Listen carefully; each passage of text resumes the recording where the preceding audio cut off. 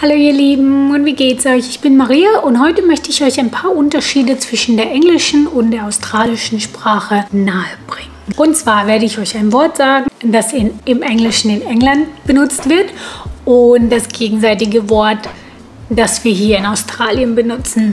Kurz vorab, wenn ihr die Wörter benutzt aus England, wird dich jeder Australier hier verstehen, wird dich auch jeder Amerikaner verstehen, aber warum nicht das australische Wort wissen?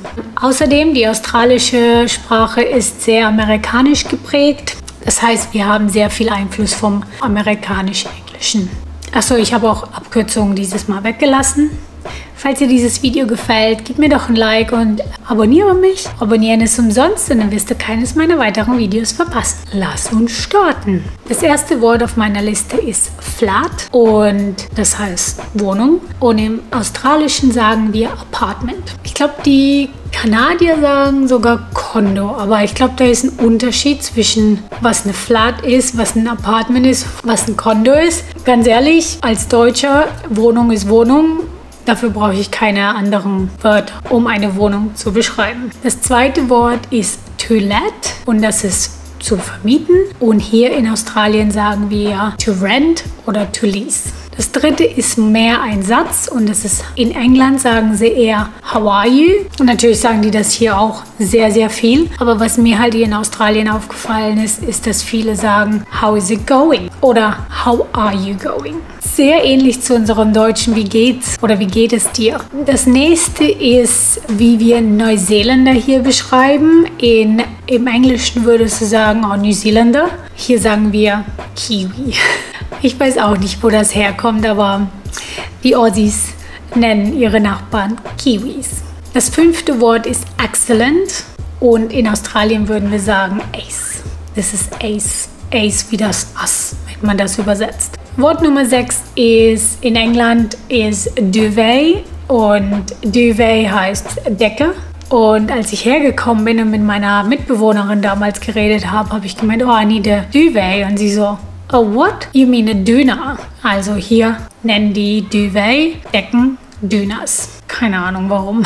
Nummer 7, das ist mehr so ein bisschen auf ein Witzwort. Far away, also weit weg, wäre hier whoop whoop, coming from the whoop whoop, you're going into the whoop whoop. Ich glaube, das ist im Deutschen wäre das, wie heißt das? Ich habe es vergessen. Wenn es mir wieder einfällt, dann werde ich es euch hier einblenden. Wort Nummer 8 ist Flipflops. In England heißen die Flipflops, im Deutschen heißen die Flipflops. Hier werden sie Thongs genannt. Aber Thongs im Englischen ist ein G-String, also die Unterwäsche, die den Hintern frei hängen lässt. Nummer 9 ist Ketchup. Und zwar sagen die Australier nicht unbedingt Ketchup. In Australien ist das Tomatosauce. Wir nennen das, was es ist. Tomatosauce. Nummer 10 ist Crisps. Alle wissen ja, die Engländer müssen etwas anders sein und nennen ihre Chips Crisps und ihre Pommes Chips. Und hier sind Crisps Chips und Pommes Hot Chips. Man muss wissen, welche Chips man meint. Ansonsten, weißt du, kann es sein, dass du das eine oder das andere kriegst. Nummer 11 ist Aubergine. Also im Englischen ist es Aubergine, so wie im Deutschen Aubergine. Wie spricht man das auf Deutsch? Weiß ich gar nicht mehr. Und hier ist es Eggplant. Also wir benutzen das amerikanische Wort für Aubergine. Und das ist Eggplant. Und dann Nummer 12 ist die Zucchini. Das ist das deutsche Wort. In England würde man sagen Courgette. Aber hier ist es wieder Zucchini. Aber dafür nennen wir Aubergine Eggplant. Es ist echt eine verdrehte Welt. Wir sind ja aber auch auf der anderen Seite der Welt, ne? Upside down. 3 mehr Wörter. Wenn etwas reich ist in England, dann sagt man immer, oh, der ist so posh. Kennt das vielleicht von den Spice Girls, wie da war das Posh Spice. Und posh ist halt reich und, keine Ahnung, cool und so weiter. Und hier würden wir sagen fancy. Aber in England könnt ihr auch fancy benutzen, also fancy und posh ist sehr interchangeable. Das andere Wort, was man dafür benutzen könnte, wäre lush. Posh, fancy oder lush. Zweitletzte Wort ist Spring Onions, also Frühlingszwiebeln. Die sind hier auch vom Amerikanischen beeinflusst, und zwar Scallions.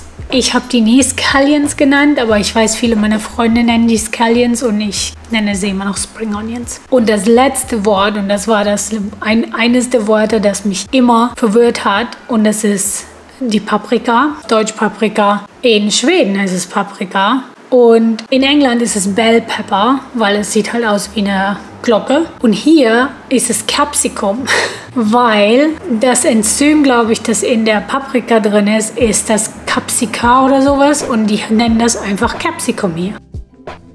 Sehr verwirrend, aber man lernt das und ich nenne das bis heute noch Bell Pepper und manchmal sage ich Paprika und dann sind alle verwirrt. Paprika ist hier ein Gewürz. Also wenn du sagst, oh, I need Paprika, dann geben sie dir Gewürze. Das war's. Das sind meine 100 Wörter, die unterschiedlich sind im England-Englischen und im Australisch-Englischen oder Amerikanisch-Englischen, was auch immer. Wie gesagt, egal welches Wort ihr benutzt, die englischsprachigen Leute sollten euch verstehen. Hoffentlich. Wenn nicht, schickt ihr nicht zu mir, ist nicht meine Schuld. Danke fürs Zuschauen und ich sehe dich in meinem nächsten Video. Bye!